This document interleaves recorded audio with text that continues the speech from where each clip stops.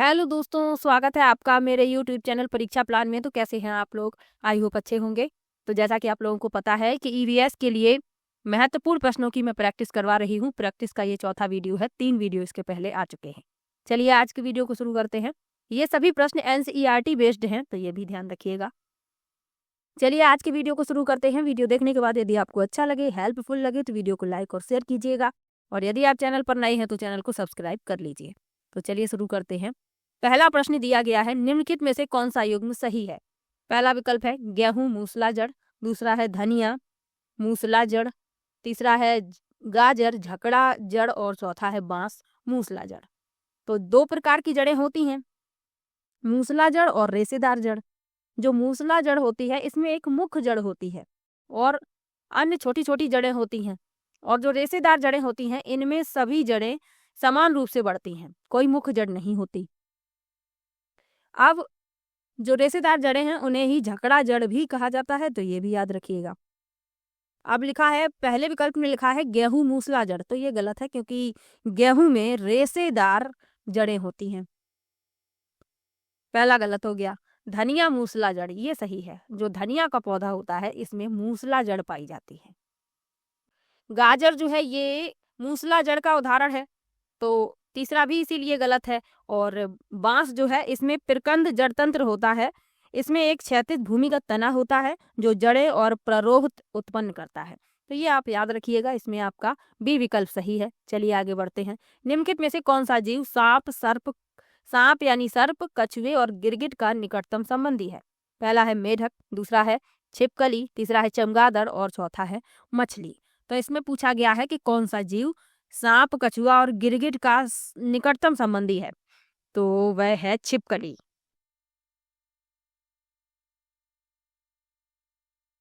B विकल्प सही हो जाएगा। अब मछली तो पानी में रहती है, तो ये तो निकटतम संबंधी नहीं है। चमगादड़ जो है ये पक्षी है, और मेढक जो है उभयचर होता है। तो याद रखिएगा छिपकली क्यों इनका निकटतम है। छिपकली जो है सांप, कछुआ और गिरगिट का निकटतम संबंधी है।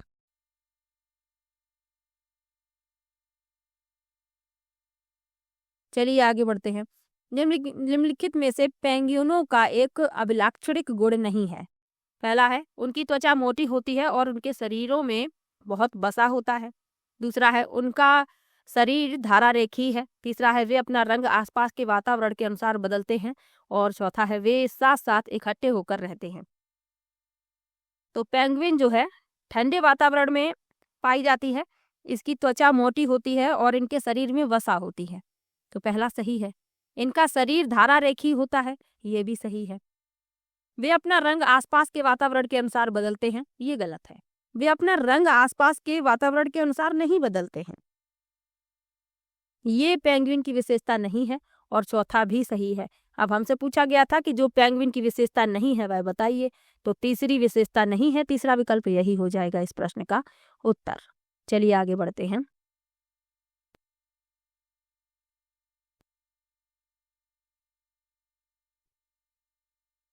अगला प्रश्न दिया गया है, आप दिल्ली से तिरुवनंतपुरम रेल द्वारा यात्रा कर रहे हैं। दिल्ली के बाद पड़ने वाले मुख्य रेलवे स्टेशनों का सही क्रम क्या है? यानी दिल्ली से आप जा रहे हैं तिरुवनंतपुरम यानी केरल, तो दिल्ली के बाद जो स्टेशन पड़ेंगे वो आपको बताने हैं। तो दिल्ली के बाद आपको ग्वालियर मिलेगा, और ग्वालियर के बाद आपको भोपाल, भोपाल के बाद नागपुर, नागपुर के बाद विजयवाड़ा, फिर चेन्नई, फिर तिरुवनंतपुरम। तो पहला विकल्प सही हो जाएगा। रेल द्वारा जब आप यात्रा करेंगे तो ये स्टेशन आपको मिलेंगे, दिल्ली के बाद आपको ये स्टेशन मिलेंगे। चलिए आगे बढ़ते हैं।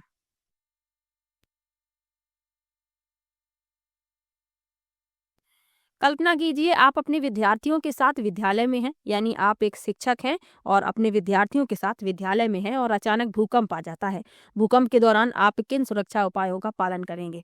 पहला विकल्प है सबसे पहला कदम आप इमारत के बाहर दौड़ जाएंगे। दूसरा है सभी विद्यार्थियों को भूकंप संबंधी ड्रिल यानी अभ्यास करवाएंगे। तीसरा है डेस्क या मेज के नीचे बैठ जाएंगे, और चौथा है खिड़कियों के समीप चले जाएंगे। तो कल्पना करना है कि आप विद्यालय में हैं, एक शिक्षक हैं और अचानक से भूकंप आ जाता है। तो आपको अपने साथ-साथ शिक्षार्थियों को भी बचाना है, यानी उनको भी कोई नुकसान नहीं पहुँचना चाहिए। तो क्या करना है ये पूछा गया है। तो इमारत के बाहर दौड़ जाएँगे, ये तो गलत है। इमारत के बाहर दौड़ रहे हैं आप और अचानक से इमारत का कोई हिस्सा यदि गिर जाता है तो आप घायल हो सकते हैं। तो पहला गलत हो गया। सभी विद्यार्थियों को भूकंप संबंधी ड्रिल यानी अभ्यास करवाएँगे। तो ये कहा गया है कि कल्पना करना है कि वास्तव में भूकंप आ गया है। तो अभ्यास कराने का कोई मतलब नहीं है। बी भी गलत हो गया। डेस्क या मेज के नीचे बैठ जाएँगे, ये सही है। जो डेस्क या मेज है विद्यालय में, उसके नीचे बैठ जाएँगे और शिक्षार्थियों को भी ऐसा करने के लिए कहेंगे, क्योंकि यदि कोई मलबा वगैरह यदि गिरता है तो आपका सर उस डेस्क या मेज के नीचे यदि आप बैठे हैं तो बच सकता है। तो ये सबसे अच्छा विकल्प है, सी विकल्प इसमें सही हो जाएगा। अगला प्रश्न है, निम्नलिखित में से किस कला के रूप में वस्त्रों की रंगाई और प्राकृतिक रंगों जैसे गोबर, नील, हल्दी आदि के माध्यम से नमूने बनाना शामिल है? पहला विकल्प है मधुबनी, दूसरा है वर्ली, तीसरा है कलमकारी और चौथा है फुलकारी। अब इसमें क्या कहा गया है? वस्त्रों की रंगाई बताई गई है प्राकृतिक रंगों जैसे गोबर, नील, हल्दी आदि के माध्यम से। तो ये जो नमूना बनाना शामिल है किस चित्रकला में है? तो ये कलमकारी में है। तीसरा विकल्प सही हो जाएगा। कलमकारी जो है ये आंध्र प्रदेश की एक कला है जिसमें गाय के गोबर, नील, हल्दी आदि जैसे प्राकृतिक रंगों का उपयोग करके कपड़े रंगना और डिजाइन बनाना शामिल है। तीसरा विकल्प इसमें सही हो जाएगा। मधुबनी जो है ये बिहार की चित्रकला है जिसमें प्राकृतिक रंगों का इस्तेमाल करके और चावल के पीसे हुए घोल का इस्तेमाल करके दीवारों पर, घर में चित्रकारी करना शामिल है।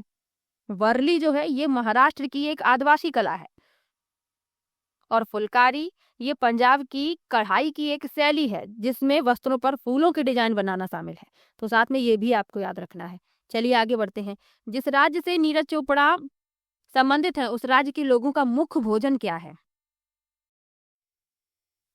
पहला विकल्प है इडली, चटनी, चावल, सांभर। दूसरा है रोटी, दाल, राजमा, आलू पराठा। तीसरा है सांभर, बांस की रसेदार सब्जी और मछली करी यानी शोरबा।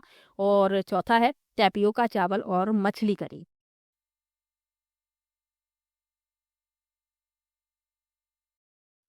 तो इसमें जो आपका विकल्प सही है वह है आपका दूसरा विकल्प, रोटी, दाल, राजमा, आलू पराठा। अब आपको ये भी तो पता होना चाहिए कि जो नीरज चोपड़ा हैं ये किस राज्य से संबंधित हैं। यहाँ का आपको भोजन तो बता दिया लेकिन राज्य का नाम भी तो पता होना चाहिए। किस किस को पता है कमेंट में बताएं जरूर। और आपके यहाँ का मुख्य व्यंजन क्या है ये भी बताइएगा कमेंट में।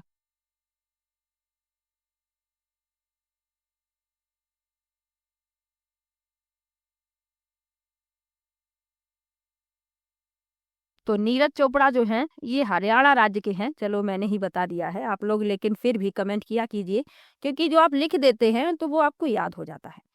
तो नीरज चोपड़ा का संबंध है हरियाणा राज्य से और हरियाणा में मुख्य रूप से दो रोटी, दाल और राजमा और आलू पराठा खाया जाता है, याद रखिएगा। अब इडली, चटनी, चावल, सांभर ये दक्षिण भारतीय व्यंजन है और सांभर, बांस की रसेदार सब्जी, मछली करी तो ये भी भारत के कुछ हिस्सों में खाया जाता है। और टैपियोका जहाँ पर है ये टैपियोका लिखा हुआ है ये आपके एग्जाम के लिए महत्वपूर्ण है क्योंकि ये केरल के लोग खाना पसंद करते हैं, याद रखिएगा।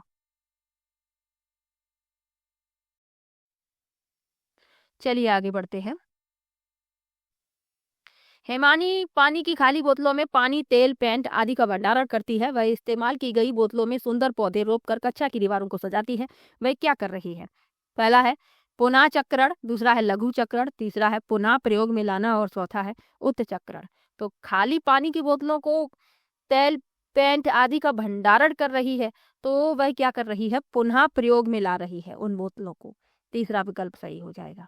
चलिए आगे बढ़ते हैं। निम्नलिखित पौधों का कौन सा समूह वानस्पतिक पौधों के अंश द्वारा उपजता है?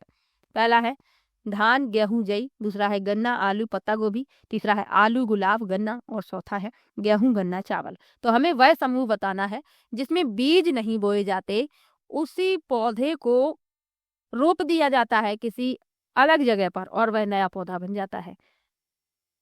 या उसी भाग को, तो आपको बताना है कौन सा वो समूह है। तो धान, गेहूं, जई, तो ये तो बीज हैं और इन्हें उगाने के लिए इनके बीज को ही बोया जाता है, तब एक नया पौधा बनता है। गन्ना, आलू, पत्ता गोभी, ये भी नहीं है। आलू, गुलाब, गन्ना, ये सही है। जब आलू खेतों में लगाए जाते हैं तो आलू ही बोए जाते हैं।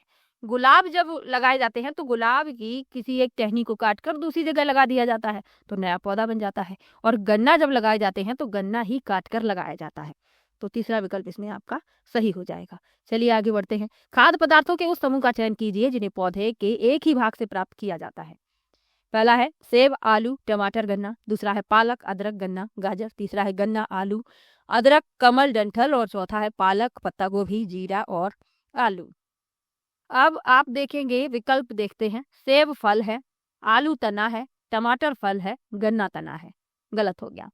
पालक पत्ते हैं, अदरक तना है, गन्ना तना है, गाजर जड़ है, ये भी गलत हो गया। गन्ना तना है, आलू तना है, अदरक तना है, कमल डंठल तना है, तो ये सही है। यही हो जाएगा इस प्रश्न का उत्तर। चलिए आगे बढ़ते हैं। ए बी के अभिभावक यानी माता पिता हैं और बी सी के पिता हैं। तो ए जो है वह बी के अभिभावक हैं और बी जो है सी के पिता हैं। डी बी की पत्नी है, तो डी जो है बी की पत्नी है, यानी बी हो गया पति और डी हो गई पत्नी। ए और डी के बीच क्या संबंध है? तो ए और डी के बीच संबंध पूछा गया है। तो ए अभिभावक हैं बी के, यानी बी पुरुष है और डी पत्नी है, तो ये महिला है। ए और डी के बीच संबंध पूछा गया है, तो ये पुत्र वधू हुई। पहला विकल्प सही हो गया। चलिए आगे बढ़ते हैं। निम्नलिखित में से किसका फैलाव अधिकांशतः पशुओं द्वारा होता है? पहला विकल्प है सूरजमुखी, दूसरा है आक, तीसरा है आम और चौथा है नारियल।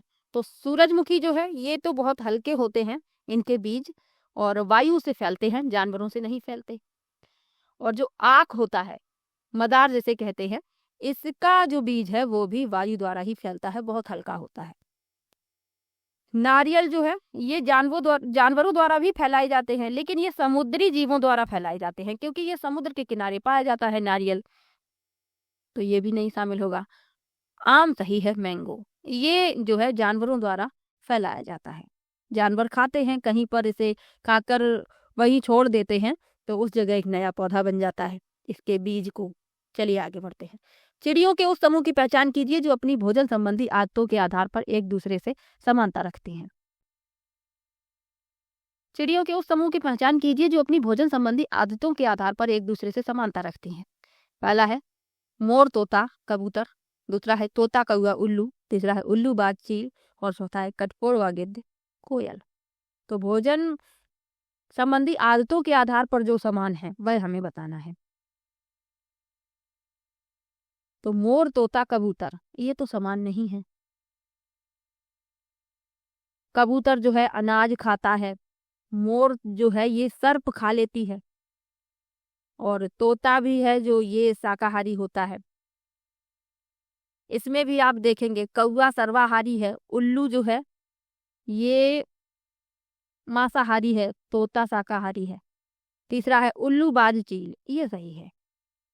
उल्लू, बाज और चील तीनों में ही तेज पंजे और चोंच होती है। ये अपने शिकार को पकड़ते हैं और पंजों द्वारा पकड़ लेते हैं, चोंच से उसे फाड़ देते हैं।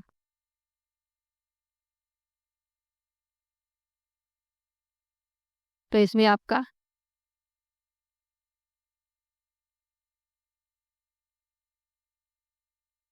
अगला प्रश्न है, चिड़ियों के उस समूह की पहचान कीजिए जो अपनी भोजन संबंधी आदतों के आधार पर एक दूसरे से समानता रखते हैं। पहला है तोता, कबूतर, मोर। दूसरा है तोता, कौआ, उल्लू। तीसरा है उल्लू, बाज, चील। और चौथा है कठफोड़वा, गिद्ध, कोयल। अब आप देखेंगे जो भोजन संबंधी समानता रखते हैं पक्षी वह बताने हैं।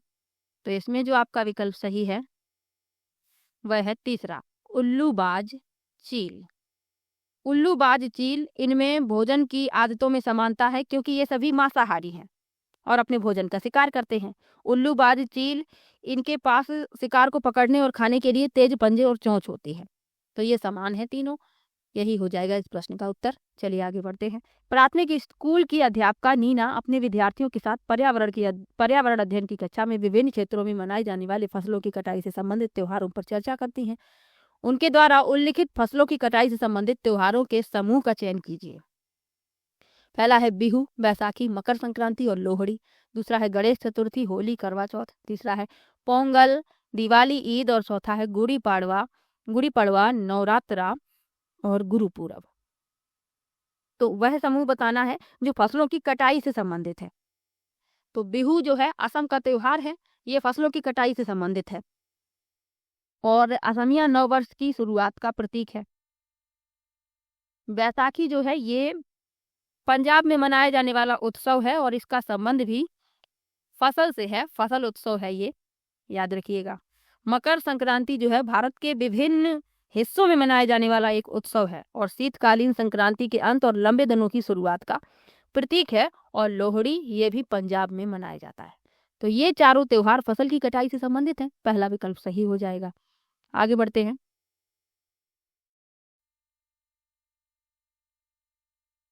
आप पश्चिमी घाट के पर्वतीय स्थलों के भ्रमण पर जाना चाहते हैं। आप स्थलों के किस समूह का चयन करेंगे? पश्चिमी घाट के पर्वतीय स्थल पर जाना है। पहला विकल्प है बेंगलुरु, गांधीनगर, गोवा। दूसरा है मुंबई, ऊटी, पुणे। तीसरा है विशाखापत्तनम, भुवनेश्वर, पुरी और चौथा है महाबलेश्वर, मन्नार और ऊटी। तो पश्चिमी घाट एक पर्वतमाला है जो भारत के पश्चिमी तट के समानांतर चलती है। अब इसमें पूछा गया है कि पश्चिमी घाट के पर्वतीय स्थलों को घूमना है आपको, तो कहाँ जाना चाहिए आपको? तो महाबलेश्वर, मन्नार और ऊटी। महाबलेश्वर जो है महाराष्ट्र का एक लोकप्रिय हिल स्टेशन है जो अपने सुंदर दृश्यों और स्ट्रॉबेरी की खेती के लिए जाना जाता है। और मन्नार जो है केरल का एक हिल स्टेशन है जो चाय बागानों के लिए जाना जाता है और वन्य जीवन के लिए जाना जाता है। और ऊटी जो है तमिलनाडु का एक लोकप्रिय हिल स्टेशन है जो अपनी प्राकृतिक सुंदरता और सुखद जलवायु के लिए जाना जाता है। और पश्चिमी घाट यूनेस्को की विश्व धरोहर स्थल है, तो ये भी याद रखिए। चलिए आगे बढ़ते हैं। निम्नलिखित में से कौन सा जोड़ा सही है? पहला विकल्प है गुलाब वृक्ष, करेला बेल। तीसरा है गुलाब जड़ी बूटी और करेला झाड़ी। तो जो सही है वह बताना है।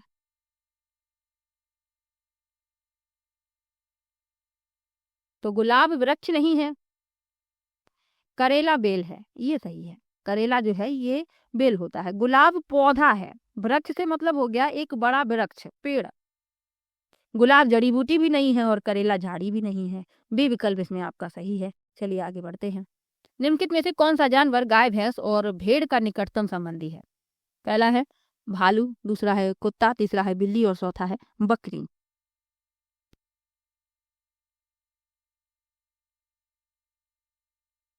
तो गाय, भैंस और भेड़ का निकटतम संबंधी है बकरी। डी विकल्प सही हो जाएगा। बकरियां जो हैं दुग्ध उत्पादन के लिए भी जानी जाती हैं और गाय भी दुग्ध उत्पादन के लिए, भैंस भी, भेड़ भी। तो डी विकल्प इसमें सही हो जाएगा। चलिए आगे बढ़ते हैं। निम्नलिखित में से कौन सी विशेषता साइबेरियन सारस की नहीं है?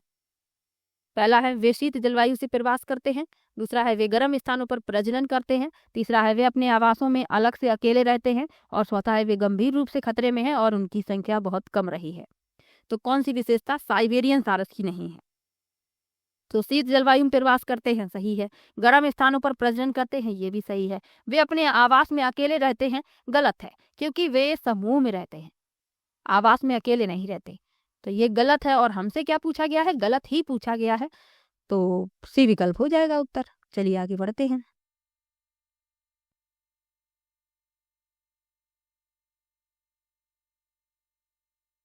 अगला प्रश्न है, निम्नलिखित में से पर्वतारोहण के ग्रुप लीडर को निभाने के लिए दी जाने वाली जिम्मेदारियों को चुनिए। पहला है बाकी सदस्यों की सामान ले जाने में सहायता करना। दूसरा है ग्रुप में सबसे आगे रहना और अन्य सदस्यों को पीछे चलाना। तीसरा है विश्राम के लिए अच्छा स्थान ढूंढना और चौथा है जो उचित प्रकार से नहीं चढ़ सकते उन्हें रुकने के लिए कहना और जो साथी बीमार है उसका ध्यान रखना। तो पर्वतारोहण में ग्रुप लीडर की जो जिम्मेदारियां हैं वह बतानी है। तो बाकी सदस्यों की सामान ले जाने में सहायता करना, सही है। अपने ग्रुप में सबसे आगे रहना, ये गलत है क्योंकि ग्रुप आगे चलता है और ग्रुप लीडर पीछे। विश्राम के लिए अच्छा स्थान ढूंढना और भोजन की व्यवस्था करना, ये सही है। और डी में लिखा है जो उचित प्रकार से नहीं चढ़ सकते उन्हें रुकने के लिए कहना, उन्हें रुकने के लिए नहीं कहना है, उनकी सहायता करनी है। और ई में लिखा है जो बीमार हो उसका ध्यान रखना। ए सी ई सही है, बी विकल्प उत्तर हो जाएगा। चलिए आगे बढ़ते हैं। निम्नलिखित में से सही कथन चुनिए। गोवा और पुदुचेरी दोनों अरब सागर के तटवर्ती हैं। दूसरा है गोवा और पुदुचेरी दोनों बंगाल खाड़ी के तटवर्ती हैं। तीसरा है गोवा बंगाल की खाड़ी का और पुदुचेरी अरब सागर का तटवर्ती है। और चौथा है पुदुचेरी बंगाल की खाड़ी का तटवर्ती है जबकि गोवा अरब सागर का तटवर्ती है। तो जो सत्य है वह बताना है। डी विकल्प सही हो जाएगा। पुदुचेरी जो है बंगाल की खाड़ी का तटवर्ती है और गोवा अरब सागर का। चलिए आगे बढ़ते हैं। निम्नलिखित में से भारत के राज्यों के किस समूह में तेल क्षेत्र है? पहला है असम, गुजरात, महाराष्ट्र, आंध्र प्रदेश। दूसरा है उत्तर प्रदेश, गुजरात, महाराष्ट्र, आंध्र प्रदेश। तीसरा है अरुणाचल प्रदेश, उत्तर प्रदेश, गुजरात, असम। और चौथा है तमिलनाडु, गुजरात, महाराष्ट्र, आंध्र प्रदेश। तो जिसमें तेल क्षेत्र है वह बताना है। तो असम में है, गुजरात में है, महाराष्ट्र में है, आंध्र प्रदेश में है। पहला विकल्प सही हो जाएगा। असम जो है भारत का सबसे बड़ा तेल उत्पादक राज्य है, ये भी याद रखिएगा। चलिए आगे बढ़ते हैं। ग्रीष्म ओलंपिक्स 2000 में वेट लिफ्टिंग के खेल में मेडल जीतने वाली प्रथम भारतीय महिला है। पहला विकल्प है बछेंद्री पाल, दूसरा है अफसाना मंसूरी, तीसरा विकल्प है सुनीता विलियम्स और चौथा है कर्णम मल्लेश्वरी। तो ग्रीष्म ओलंपिक 2000 में वेट लिफ्टिंग के खेल में मेडल जीतने वाली प्रथम भारतीय महिला कर्णम मल्लेश्वरी है। डी विकल्प सही हो जाएगा। बछेंद्री पाल जो है ये माउंट एवरेस्ट पर चढ़ने वाली प्रथम भारतीय महिला है। अफसाना मंसूरी जो है ये प्लेयर हैं। और सुनीता विलियम्स अंतरिक्ष में जाने वाली भारतीय मूल की दूसरी महिला है और पहली महिला कल्पना चावला है। तो ये भी याद रखिए। चलिए आगे बढ़ते हैं। ब्रॉन्ज यानी कांसा के विषय में निम्नलिखित कथनों पर विचार कीजिए। कई बार ये प्रश्न पूछा गया, मतलब कांसे से संबंधित प्रश्न पूछा जाता है। पहला है आदिवासी लोग हजारों साल पहले से ब्रॉन्ज का उपयोग करते रहे। दूसरा है ब्रॉन्ज का रंग चमकीला पीला होता है। तीसरा है ब्रॉन्ज को कॉपर और जिंक के मिश्रण को पिघलाकर बनाया जाता है। और चौथा है ब्रॉन्ज को बनाने में उपयोग किए जाने वाले तत्व गहरी खानों से प्राप्त किए जाते हैं। तो जो सत्य है वह बताने हैं। तो आदिवासी हजारों साल से इसका प्रयोग कर रहे हैं। इसका रंग चमकीला होता है, ये गलत है। इसका रंग चमकीला नहीं होता है, लाल भूरा होता है। और कॉपर को तांबे और जिंक के मिश्रण से, तो तांबे और टिन के मिश्रण से बनाया जाता है, जिंक के मिश्रण से नहीं बनाया जाता। और डी भी सही है, ए और डी सही है, सी विकल्प सही हो जाएगा। चलिए आगे बढ़ते हैं। परिवार के संदर्भ में निम्नलिखित में से कौन सा कथन सत्य है? एक परिवार में केवल रक्त संबंधित व्यक्ति हो सकते हैं। गलत है भाई, रक्त संबंधित व्यक्ति नहीं हो सकते। परिवार में अन्य सदस्य भी हो सकते हैं, ऐसा नहीं है सबका रक्त संबंध ही हो। बी है दत्तक बच्चों को परिवार का सदस्य नहीं माना जा सकता। क्यों नहीं माना जा सकता? दत्तक बच्चे भी परिवार का सदस्य ही होते हैं। बी भी गलत हो गया। सी में लिखा है केवल एक अभिभावक के साथ, यानी एकल अभिभावक जिस परिवार में सिर्फ माता है या सिर्फ पिता है। तो लिखा है केवल एक अभिभावक के साथ रहने वाले बच्चे परिवार नहीं कहे जा सकते। ये गलत है, क्यों नहीं कहे जा सकते? और एक आदर्श परिवार का विभिन्न व्यक्तियों के लिए भिन्न अर्थ हो सकता है, ये सही है कहीं हद तक। तो डी विकल्प सही हो जाएगा। ये डी विकल्प है, ये सी विकल्प है। चलिए आगे बढ़ते हैं। नए काम की तलाश में लोगों का मौसमी आवागमन कहलाता है। पहला है विस्थापन, दूसरा है ऋतु प्रवास, तीसरा है आप्रवास और चौथा है खाना बदोशी। तो नए काम की तलाश में लोग मौसमी आवागमन यानी जब काम होता है तब जाते हैं, तो ये ऋतु प्रवास कहलाता है। बी विकल्प सही हो जाएगा। चलिए आगे बढ़ते हैं, अगले प्रश्न पर चलते हैं। पहेली दी गई है, रंग सलेटी पंजे गुलाबी, गुटुरगु करता हूँ, दिन भर सोच मचाता हूँ, घरों में अपना घर बनाता हूँ, बोलो क्या मैं कहलाता हूँ? तो गुटुरगु कह दिया गया है, तो गुटुरगु कौन करता है? कबूतर करता है। सी विकल्प सही हो जाएगा। चलिए आगे बढ़ते हैं। निम्नलिखित कथनों पर विचार कीजिए। मधुमक्खी और उनके छत्तों के विषय में कथन दिए गए हैं। किसी शहद के छत्ते में केवल कुछ ही नर मधुमक्खियां होती हैं। भाई सही बात है, ये पढ़ते जाते हैं और टिक भी करते जाते हैं, जो सही है वह। चलिए, बी विकल्प है, किसी छत्ते में केवल एक रानी मक्खी होती है जो अंडे देती है। ये भी सही है। छत्ते बनाने के लिए नर मधुमक्खियां बहुत महत्वपूर्ण होती हैं। बिल्कुल महत्वपूर्ण नहीं होती, ये कोई विशेष कार्य नहीं करती हैं नर मधुमक्खियां, और कुछ ही नर मधुमक्खियां होती हैं, तो सी गलत हो गया। नर मधुमक्खियां रस की खोज में फूलों के चारों ओर नाचती हैं। जब नर मधुमक्खियां कोई महत्वपूर्ण कार्य ही नहीं करती, फूलों के चारों ओर नाचना, रस इकट्ठा करना, शहद बनाना, छत्ता बनाना, बच्चे पालना, ये सभी कार्य श्रमिक मधुमक्खियों के हैं। तो ए और बी इसमें सही है, पहला विकल्प सही हो गया। चलिए आगे बढ़ते हैं। पृथ्वी पर उपलब्ध ताजे जल का प्रतिशत है। पहला है 1.2%, दूसरा है 5.2%, तीसरा है 2.7% और चौथा है 3.2%। तो पृथ्वी पर उपलब्ध ताजे जल का प्रतिशत 2.7%। चलिए आगे बढ़ते हैं। बीन तथा तुम्बा जैसे वाद्य यंत्र किस सूखी चीज से बनाए जाते हैं? तो बीन तथा तुम्बा ये बनाए जाते हैं सूखी लौकी से। चलिए आगे बढ़ते हैं। और आज का आखिरी प्रश्न, नीचे दिए गए किस राज्य के पहाड़ों के जंगलों में लोग झूम खेती के तरीके को अपनाते हैं? पहला है झारखंड, दूसरा है मिजोरम, तीसरा है असम और चौथा है छत्तीसगढ़।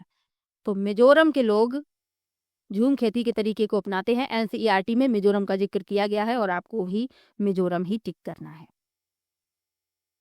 तो 30 प्रश्न मैं प्रत्येक वीडियो में ले रही हूँ।